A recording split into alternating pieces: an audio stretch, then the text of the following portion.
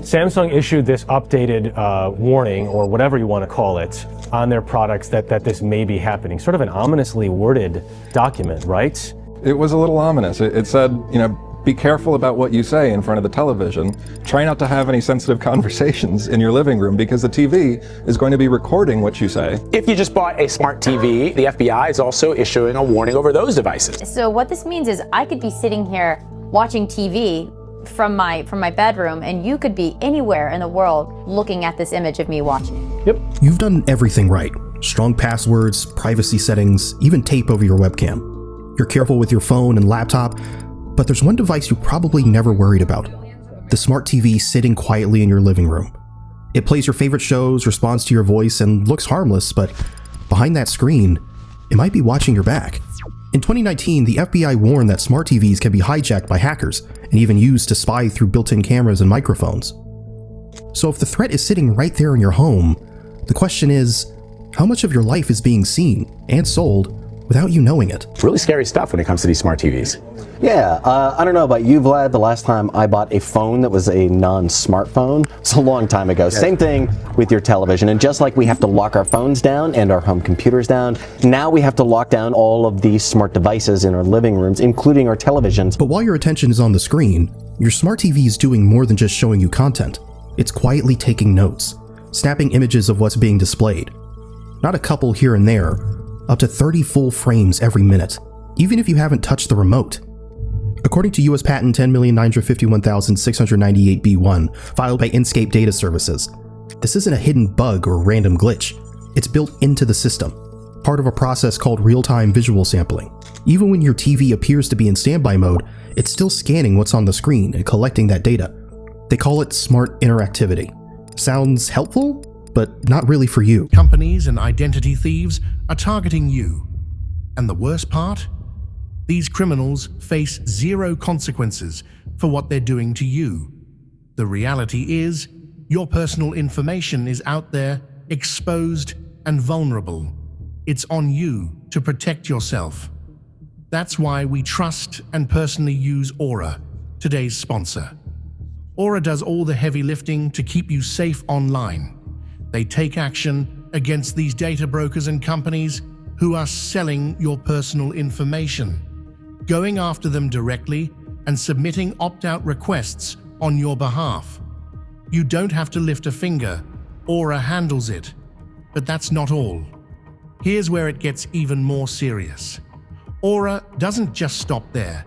They continuously monitor the dark web for any trace of your personal data. If they find your information floating around in places it shouldn't be, Aura will alert you immediately. They'll let you know fast if anyone is trying to use that data to access your credit accounts or even drain bank accounts. And if the worst happens to you, Aura has you covered. They offer up to $5 million in identity theft insurance to help you recover if someone gets a hold of your information and tries to do real damage. Don't wait until it's too late. Head over to our link, aura.com/anonymous, to try Aura free for 14 days. That's plenty of time for Aura to find out if any of your personal data is exposed and start protecting you from these threats.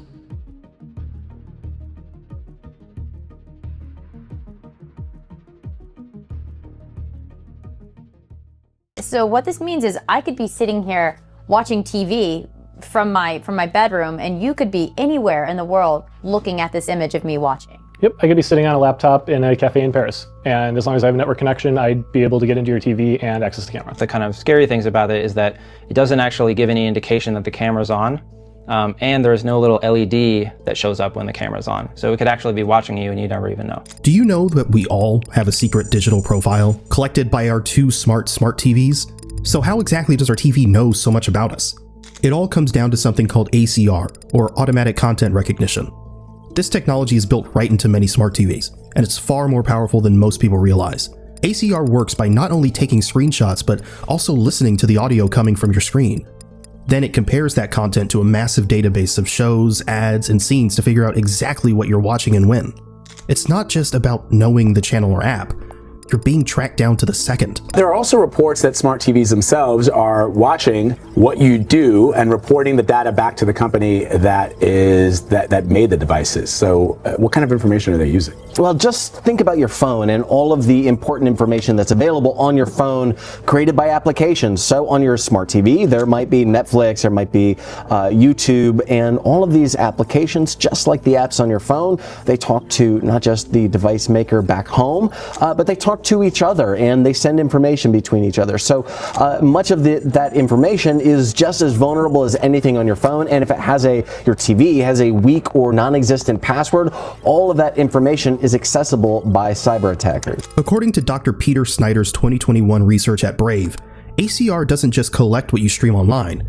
It can also grab data from what you watch through HDMI, like DVDs or game consoles. So even if you're playing an offline video game or watching an old disc, your TV still knows what's going on and logs the details. A 2018 report from UC Berkeley, titled Watching You Watch, confirmed that ACR was present in millions of TVs from brands like Vizio, Samsung, and LG. What's worse is that these hidden features are often turned on by default, with opt-out settings hidden behind vague or misleading menu options. You thought you brought home a television to watch content, but what you really brought home was a two-way system, one that watches you back constantly and builds a detailed profile of your habits, preferences, and routines, even your banking credentials. It does it without ever needing your permission. Conceivably, what could they be using this data for? Well, for the same data, the same reason you might want to siphon information off of your phone, that's pretty useful not just to hackers but to big data companies. However, what's really interesting is this new practice called cookie syncing. That is when I have a cookie that's a little piece of data on my computer or my phone that identifies my browser and what I'm doing on that phone or with the applications.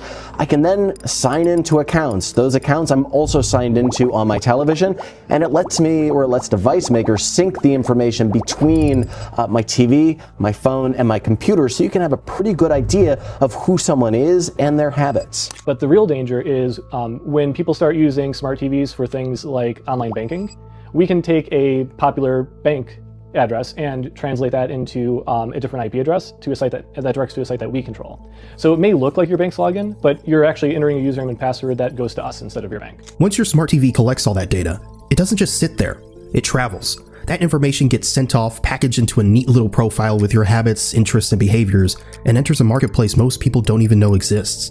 That data then sits there, and it sits there for another company to use, perhaps through advertising. There's an advertising component to all of this.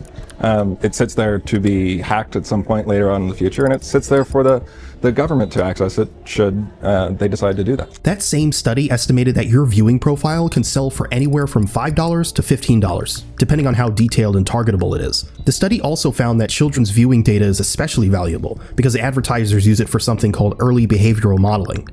Basically, by studying what kids watch now, they try to predict and influence how they'll behave in the future. That kind of data can drive ad prices up by as much as 30%. A 2022 report from the Canadian Radio, Television and Telecommunications Commission, or CRTC, showed that 70% of people had no idea this was happening at all.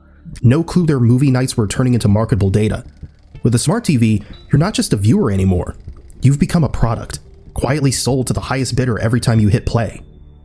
For years, smart TV companies quietly collected data while no one was really paying attention. But in 2017, things started to unravel. That year, the Federal Trade Commission, or FTC, filed a complaint against Vizio, one of the biggest smart TV manufacturers in the US. The FTC revealed that 11 million Vizio TVs had been collecting detailed viewing data, down to what shows were watched and when, and selling it to third parties. What made it worse? They did it without ever getting clear consent from users. In the end, Vizio settled the case, agreeing to pay $2.2 million and delete all the data they had just gathered. This made headlines for exposing just how far this kind of surveillance had already gone. The FTC and the New Jersey Attorney General's office reached an understanding with Vizio. The TV manufacturer is going to pay $2.2 million in a settlement after the FTC found the TV manufacturer had used 11 million of its TV sets to spy on the owners of those sets. But that wasn't the end of it. In 2020, things got heated again with a multi-district class action against LG, Samsung, and Sony. Plaintiffs argued that these companies were violating the Video Privacy Protection Act, as well as various state-level consumer privacy laws. People weren't just upset about being watched, they demanded compensation. The lawsuit claimed that each affected person should be paid $100 for every day their privacy was violated, with a maximum payout of $10,000 per person. Meanwhile, overseas, regulators also started digging. In 2023, the European Data Protection Board, or EDPB, launched investigations into firmware updates by Samsung and LG that were silently resetting privacy settings, turning tracking features back on after users had opted out. All of this caught the attention of digital rights advocates. Jeff Chester, director of the Center of Digital Democracy, testified before Congress in 2020. He called smart TV tracking the most invasive, invisible form of commercial surveillance today. And honestly, it's hard to disagree with that. Now, you think after government investigations and multi-million-dollar fines, these companies would back off. But the truth is, the tracking never really stopped. Your TV keeps working silently in your living room. Marketers are more committed to developing data analysis skills in coming years than social media skills. Turning off tracking on your smart TV might feel like you're taking control, but it's not as solid as it seems. The truth is, most opt-out settings aren't really built to protect you. They're built to look like they are.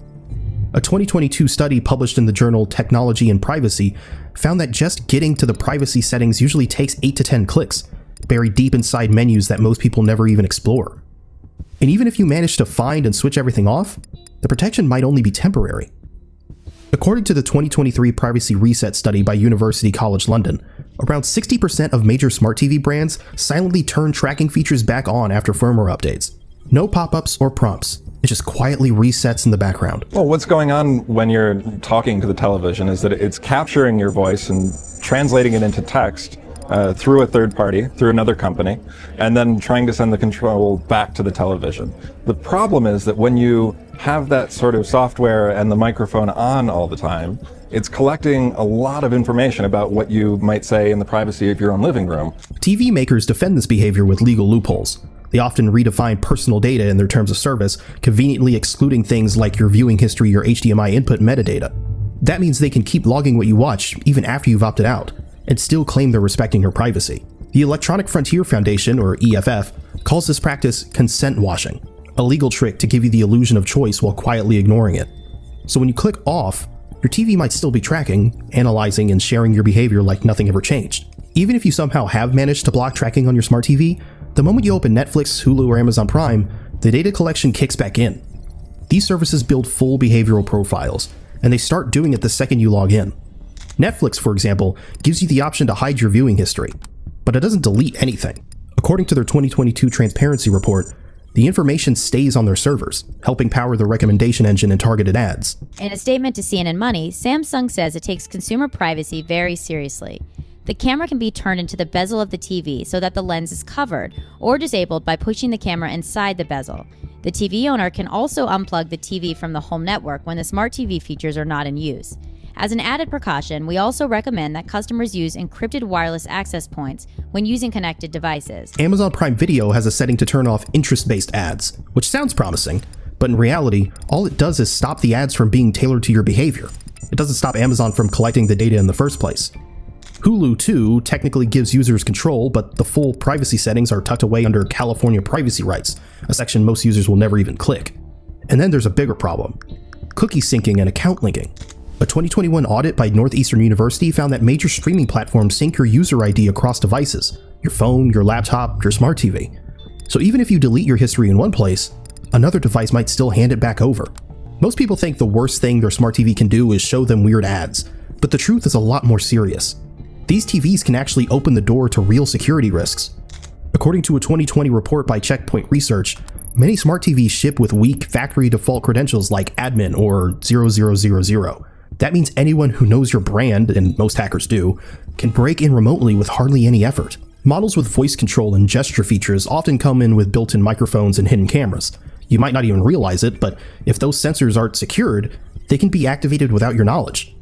A 2022 study by Carnegie Mellon University warned about unauthorized sensor access caused by unpatched or poorly designed firmware.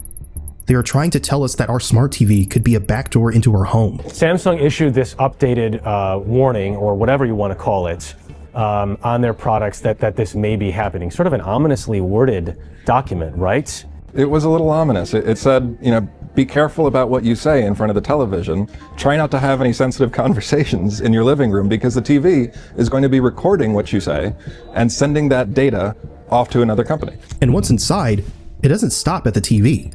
Hackers have used smart TVs as an entry point to tap into home Wi-Fi networks, then move on to more sensitive devices like smartphones or laptop or even baby monitors. That's why even people like Mark Zuckerberg and former Google engineers physically cover their cameras and mics. It's not an overreaction, it's basic protection.